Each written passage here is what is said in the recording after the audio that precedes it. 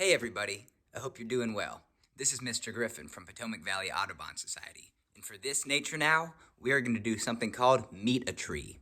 So, what I've done is already selected a tree that we are going to go explore, answer some questions about, and also get to know a little better. With this video is a worksheet, and this worksheet helps guide you as you have your conversation, getting to know, and meeting your tree. So once you choose a tree, you can use this to help frame some of your questions or what you might want to ask the tree. So here in the beginning is some sort of questions for you to try to figure out, but then down here, there's going to be a spot for you to come up with your own questions for you to ask your tree, and maybe think about how they'll respond to certain questions.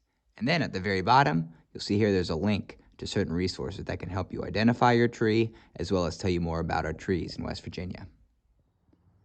Well, hello there, Sycamore. How are you?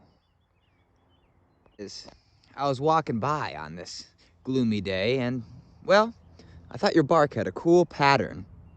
So I stopped to admire it, and I decided I would like to get to know you a little better. Yes, as I initially admired you, I noticed this little critter hanging out on your bark. That reminded me, I have some questions for you, tree. My first question was, who lives in or on you? Well, at least we know that inchworm is one of them. I want to know what your winters are like. Based on those leaves just beginning to bud, I think I have a guess. You see, those leaves have the traditional sycamore shape, just aren't nearly as big as they can get. Do people know how old you are, Sycamore? There's certain ways to tell, but oftentimes the tree needs to be cut to be exact. If you compare it to my hand right here, you can see this tree isn't very big, especially compared to full-grown sycamores, because they can get super wide. What kinds of things have you seen, Sycamore? I mean, you're sort of standing here all by yourself, not near any other sycamore trees. What kind of stuff happens in this golf course neighborhood? Is it different, you think, if you were growing in the woods? One day later. Sycamore tree. The same tree that I asked some questions to. What? I didn't leave a journal. You look at this. This must belong to the sycamore tree, because all of these are answers to those questions I asked. Let me read some of this to you. So first, about asking who lives there.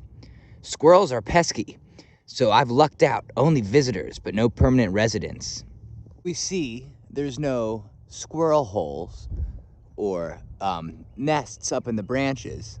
That's how he's saying there's no permanent residents, but maybe just a squirrel who visits and climbs a time or two. It says there's some other residents too, sort of like that inchworm we saw. Oh, and our tree also wanted us to make sure we saw this note that yes, I have a journal. Most trees do. It saves paper. So there's a little story for you.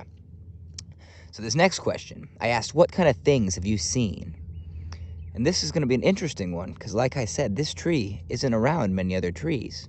This tree is right in the neighborhood, away from the woods and away from the water, where you can oftentimes see sycamores near.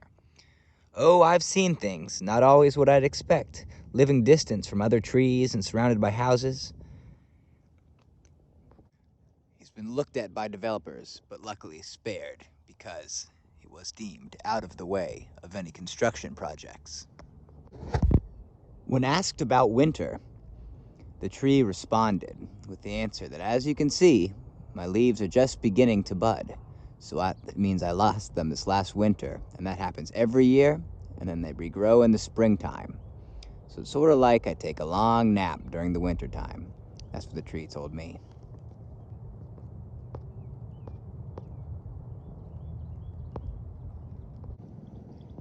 This tree was very adamant about pointing out that if it had one complaint, it was that it'd rather not have its limbs cut off, because this tree got some of these limbs chopped off just for a better view, a better look.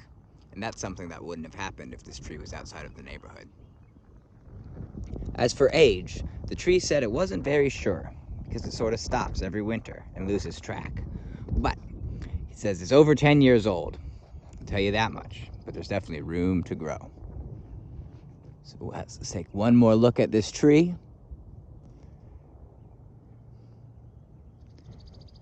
So we can answer some questions about it. I hope you had fun getting to know our sycamore tree. Now it's your turn, so go ahead, pick out a tree near you, and get to know it.